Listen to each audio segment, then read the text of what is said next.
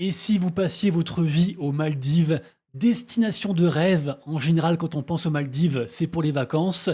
On le sait, actuellement en France, ça craint, et donc beaucoup de gens pensent à l'expatriation.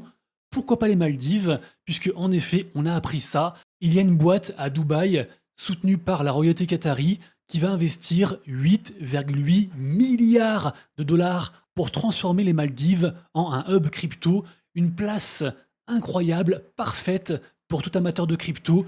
Les avantages, pas d'impôts, pas besoin de carte de résidence, les cryptos acceptés de partout, des bureaux intelligents mis à disposition, avec aussi des bâtiments à l'épreuve du climat, peu importe ce qui se passe, 100% énergie verte, des gros événements Web3 organisés de manière régulière, bref, un paradis pour les crypto-boys. Malheureusement me concernant, la religion chrétienne étant interdite, et même plus persécutée, je n'irai pas, mais je vous pose la question, qu'est-ce que vous en pensez? Dites-le moi en commentaire, et avant toute chose, bonjour à tous, et bienvenue sur la chaîne Monsieur Rabbit, j'espère que vous allez bien. Vous le savez, ici tous les jours je vous partage le meilleur de l'actu crypto, meme coin, NFT, jeux blockchain et airdrop, dans un format qui dure un petit quart d'heure, et c'est pas encore fait, pensez à vous abonner à la chaîne. Et oui, je vous l'ai pas encore dit, mais par rapport aux Maldives, ils veulent faire tout ça d'ici 5 ans. En gros, en 2030, l'essentiel serait prêt. Donc on part pas sur un rêve de genre dans 10, 20 ans, 30 ans. Non, là on parle de dans 5 ans. Donc assez impressionnant. La vidéo du jour sera assez courte pour deux raisons. La première, c'est que je passe beaucoup de temps sur le jeu Vibes pour être donc qualifié pour les championnats du monde. Actuellement, je crois que je suis top 4 et donc il reste encore 17 jours. Je croise les doigts, faut que je reste dans le top 8 et j'aime beaucoup ce jeu. J'adore les jeux de cartes. Et également aussi, je passe beaucoup de temps sur la campagne de farming du airdrop du jeu Triverse, un MMORPG sur la blockchain Immutable X dont je vous ai beaucoup parlé, dispo sur téléphone et sur PC. Et pareil aussi, ça prend pas mal de temps. Et deuxième raison, c'est que en fait, j'ai quasiment tout dit hier par rapport à la macro. Je le répète, cette semaine, très grosse semaine. Et surtout demain, très grosse journée, puisque donc réunion de la Fed, qui en vrai démarre aujourd'hui, c'est sur 48 heures. Mais demain, donc, il y aura le discours de Jérôme Powell, très attendu. Donc ça aura lieu, je crois, vers 20 heures, un truc comme ça, heure française pour nous. Et d'ici là, en fait, les marchés sont dans l'incertitude la plus complète. Les gens s'attendent pas à une baisse de taux. Par contre, je le disais, le discours sera attendu parce que ça pourrait donner le ton. Est-ce que Jérôme Powell est confiant? Est-ce qu'il indique, comment dire, une baisse des taux futurs? Est-ce que Trump, suite au discours de Jérôme Powell, va faire un coup d'éclat? Franchement, le marché n'en sait rien, donc le marché pour l'instant est très timide. Les cryptos latéralisent, et pour toutes les infos en général, j'ai quasiment tout dit hier, juste depuis. On a donc Stratégie et BlackRock qui continuent à accumuler et à acheter du Bitcoin. Alors évidemment, les marchés cryptos sont très optimistes pour la suite, c'est juste qu'à court terme, on ne sait pas trop.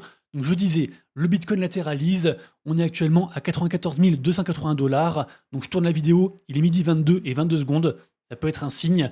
Ethereum à 1800, et les altcoins par contre en petit retracement, entre -5, -10. De toute façon, je le disais, voilà, ce soir, grosse volatilité à attendre, et d'ici là, ça sert pas à grand chose de faire des plans sur la comète, même si je me répète, à moyen et long terme, le marché crypto est très optimiste. Notamment, on a un mec de ce marché crypto qui est encore plus optimiste. Ce mec, c'est CZ, donc le fondateur de Binance, qui nous fait une prédiction du Bitcoin pour la fin d'année, enfin plutôt pour la fin de ce cycle. Donc ça peut déborder aussi sur 2026. Donc lui, il pense que le Bitcoin va atteindre un prix situé entre 500 000 balles et 1 million de dollars. Donc voilà, j'espère qu'il aura raison. Alors pour ceux que ça intéresse, interview complète à retrouver sur le compte de Farok, donc un créateur de contenu Web3 qui fait un podcast qui s'appelle Regradio. Et d'ailleurs ce gars qui avait interviewé Donald Trump il n'y a pas si longtemps que ça. Donc vraiment bravo à lui puisqu'il est partout.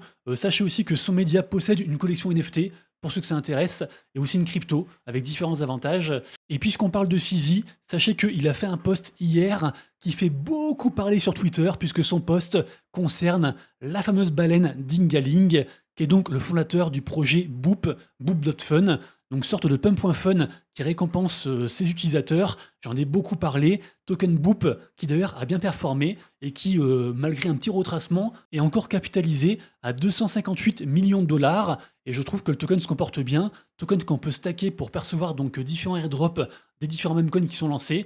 Tout ça se passe sur Solana. Bref, Boop reste à surveiller. Et en fait, Dingaling, quand il a sorti son projet, il a révélé au monde, entre guillemets au monde, qu'il était le fondateur de PancakeSwap. Donc évidemment, les gens sont très bullish sur Dingaling et aussi que c'était un ancien CRO de Binance. Donc Chief Revenue Officer, donc en gros le boss des revenus, on peut l'entendre comme ça. Et en fait, Sisi donc dans son post a dit que c'était faux. En fait, il a jamais eu un poste aussi élevé et pire que ça, il a été viré pour insider trading, donc une pratique frauduleuse interdite.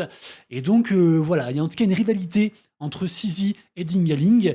Sisi évidemment pousse la plateforme qui s'appelle For, dont la crypto d'ailleurs performe bien, qui est dans le top 100 actuellement, qui est justement un pump.fun sur la BNB Chain, et justement donc Dingaling qui s'éloigne un petit peu donc de la BNB Chain en lançant sur Solana. Et je pense que c'est ça surtout en fait qui n'a pas plu à Sisi. Et donc voilà, c'est un peu un règlement de compte. On verra où ça va. Et dans tous les cas, Boop.fun reste un projet, un protocole à surveiller. Ensuite, sachez que la vidéo du jour est réalisée en collaboration avec l'exchange Bitpanda, un exchange, une plateforme d'achat et de vente de crypto-monnaies qu'on appelle PSAN, donc conforme à la régulation française.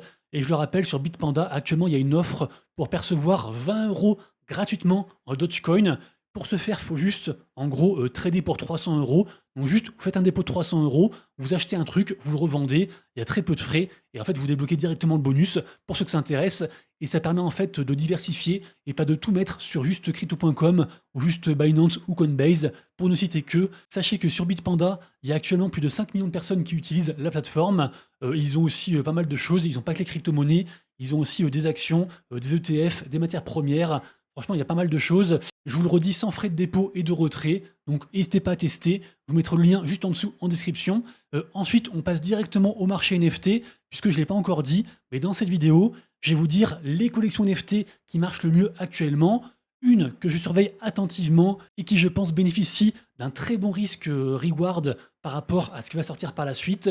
Et en seconde partie, on reparle de projets très risqués côté gaming, mais sur la base de c'est très risqué, mais ça peut aussi rapporter gros, high risk, high reward, ce qu'on appelle. Donc je le disais, du côté du marché NFT, donc je vous fais un récap tous les matins sur mon compte Twitter vers environ 11 h. N'hésitez pas à le consulter. Le marché aujourd'hui est rouge, un peu comme le reste du marché. On est sur un moins 2%. Et vous le voyez, dans le top 3 des collections NFT qui font le plus de volume, ce ne sont que des nouvelles collections, des collections qui sont sorties il y a à peine quelques mois pour la plupart, voire quelques jours pour la seconde. Et donc on en parle directement. En premier, on a Good Vibes Club, une collection NFT basée sur l'IP, donc ce qu'on appelle la propriété intellectuelle, et qui rappelle vraiment les bonnes vibes, d'où le nom du cycle dernier, côté NFT. On le sait, au dernier cycle, les NFT étaient les rois. Actuellement, c'est très compliqué, mais il y a beaucoup de gens qui sont nostalgiques de cette époque et qui donc se sont retrouvés dans cette collection-ci. Je vous le rappelle, cette collection a été mintée donc le 11 mars, donc très récemment, pour un prix de 0,069 ETH, et actuellement, on est à 0,77. Donc on est sur un plus que x10, assez incroyable, et comme quoi, même si certains marchés, sont plus niches, ne sont pas sous le feu des projecteurs et font moins de volume, eh bien, il y a des opportunités à saisir très régulièrement. Et franchement, cette collection est assez incroyable.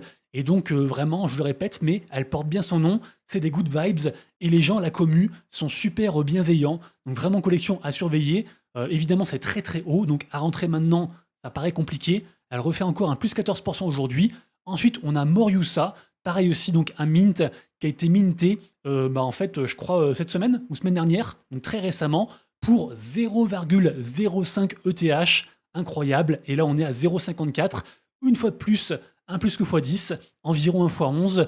Une collection asiatique qui fait beaucoup parler, des sortes de lapins. D'ailleurs, je suis deck parce que j'aurais dû être whitelisté et au final, je sais pas ce qui s'est passé, je l'ai pas été, et donc j'ai dans le cul. Après, voilà, il faut être OK de laisser passer certains trains. Toujours est-il que Moriusa fait beaucoup de partenariats côté grosse boîte asiatique. Une collection qui se veut, on va dire, familiale. Pour l'instant, j'ai pas encore vu les différents avantages du fait de holder la collection, mais ce qui est sûr, c'est que les gens en parlent énormément et qu'elle bénéficie donc d'un très bon momentum actuellement. Donc vraiment chouette. Et troisième collection, alors là, du coup, je mets des pincettes parce que c'est une collection sur Bitcoin. Les deux premières étaient sur Ethereum. Je parle de Taproot Wizards, qui est donc troisième des collections qui font le plus de volume aujourd'hui, avec un floor price à 0,18 Bitcoin et un plus 15% aujourd'hui. Par contre, je le rappelle, cette collection a été mintée donc très récemment aussi, il y a genre un mois et demi, mais pour un prix de 0,2 Bitcoin. Donc en vrai, elle fait beaucoup parler, mais on est encore en dessous du prix du mint.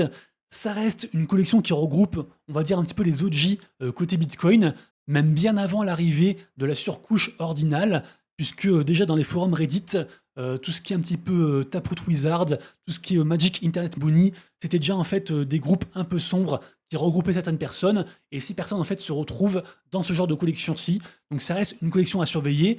Je le rappelle aussi, donc dans les NFT, qui est une niche, les NFT Bitcoin, c'est encore plus une niche, et quasiment tout le monde s'en fout, et preuve en est sur le mois en cours, Taproot Wizards est la seule collection en positif, et encore donc en dessous de leur prix du mint, je le rappelle. Si vraiment, les NFT Bitcoin reviennent en force, alors de manière générale, les prix sont très attractifs, puisque pas cher, sauf donc pour Taproot Wizards, mais qui se présente comme étant le bout de chip, la meilleure collection NFT actuellement sur cet écosystème. Donc ça reste bien sûr à surveiller. Ensuite, pour le reste, je vous laisse surveiller.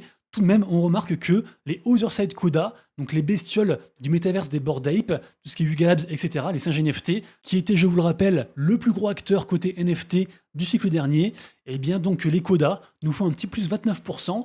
Est-ce qu'on aura un retour des Bored Ape et de Yuga Labs et de leur métaverse? À voir. Également aussi à surveiller Kaito Genesis, du fameux projet Kaito dont je parle souvent, qui a vraiment changé la façon de créer du contenu sur Twitter, qui récompense plein de gens. Et justement, en fait, les gens qui stackaient la crypto Kaito et ou des NFT, eh bien, ont reçu du airdrop. Par exemple, du airdrop aussi de Boop, dont je parlais juste avant. Également aussi à surveiller, petite déception, parce que ça devait sortir hier, donc le reveal de la collection Final Bozu.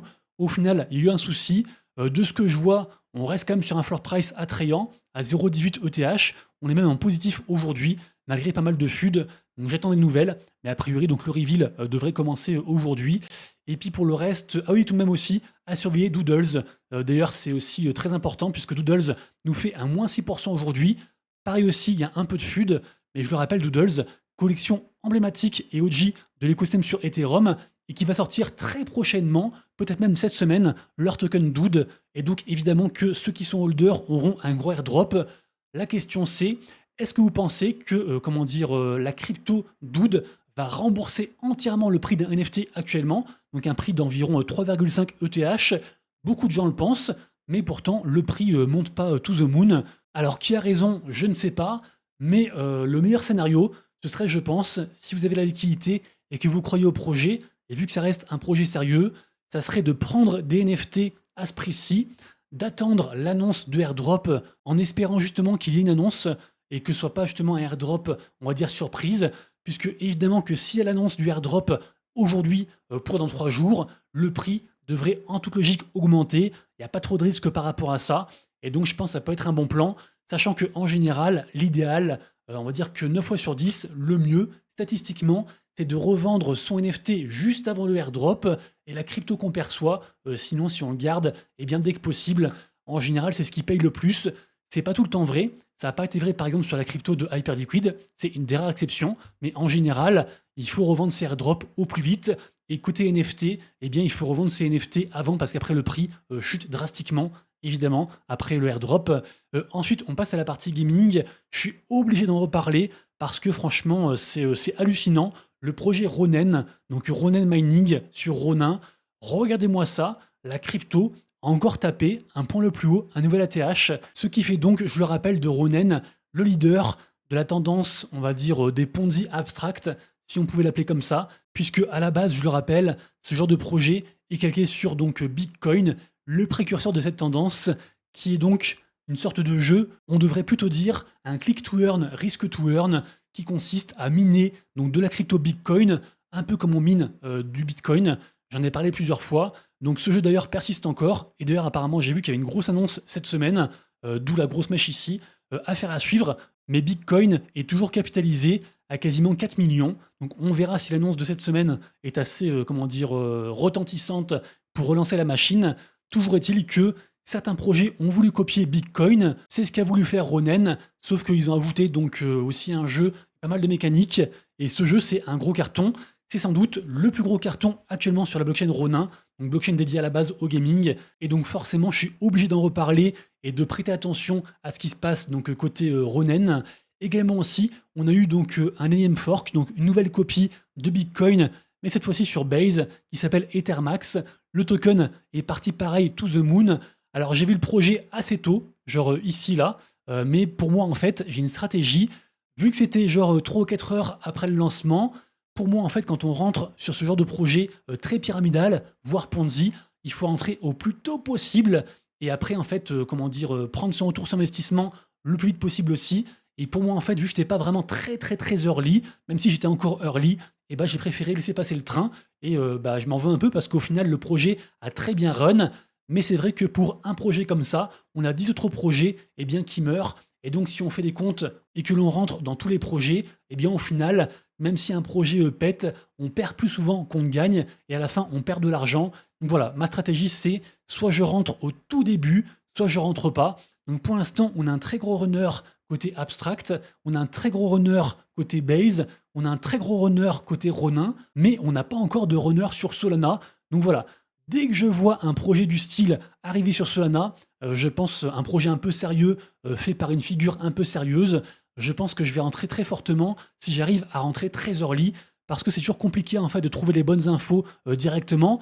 Nous, quand on les partage dans mon Discord, qui je le rappelle est gratuit et ouvert à tout le monde. Mais sinon, la meilleure source, en fait, c'est Twitter finalement. En scrollant son feed et en parcourant bah, juste en fait les différents posts, de voir un peu, de saisir les projets qui naissent et qui semblent intéressants. On peut aussi compléter avec la recherche sur Twitter, avec certains mots-clés, comme par exemple le Bitcoin, parce que souvent quand un projet sort, ils vont vous dire c'est le nouveau Bitcoin, et donc ce mot-clé va ressortir. Bref, affaire à suivre. Je vous rappelle aussi tout de même qu'aujourd'hui sort, donc à 1 h du matin, le projet Wizard. Alors pour le coup, là j'ai mis un bon billet. Je crois que j'ai mis quasiment 500 balles sur ce projet. Et vous le voyez, la market cap, elle est microscopique, même pas 100 000. Donc si ça run à 1 million, je fais déjà 1 x 10. On verra bien sûr, parce que pour l'instant, la hype est un peu partie. Ils ont un peu perdu leur momentum. Mais bon, je me répète, avec une market cap si petite, n'importe quelle baleine qui rentre dans le projet fait tout péter. Donc je vais suivre ça. Et c'est vraiment un jeu, pareil aussi, c'est un click to earn, mais vraiment à l'ancienne. Ça rappelle tellement les click to earn du cycle dernier, où juste on envoie donc son perso, un magicien, au combat. Il n'y a même pas d'animation. Et puis genre au bout de 2 heures, on le récupère avec récompense ou non. Donc voilà, mécanique assez simple. Mais peut-être que on est sur une prochaine nouvelle tendance adaptée à celle de Bitcoin. Je ne sais pas, affaire à suivre. On arrive à la fin de la vidéo, je le répète, mais c'est très risqué, hein. Vous avez quand même 9 chances sur 10 de perdre de l'argent, donc attention à vous. Et bien sûr aussi, n'investissez, ne pariez pour le coup que l'argent que vous êtes prêt à perdre. Donc je le disais, on arrive à la fin de la vidéo. Au final, elle n'était pas si courte que ça. J'espère que vous avez apprécié et que je vous ai apporté un petit peu de valeur. Si c'est le cas, pensez à vous abonner, liker, partager et commenter. Merci pour le soutien. Je vous souhaite une très bonne après-midi et je vous dis à demain, même heure, même endroit. Et d'ici là, comme toujours, prenez soin de vous, de vos proches et de vos wallets. C'était Monsieur Rabbit. Ciao.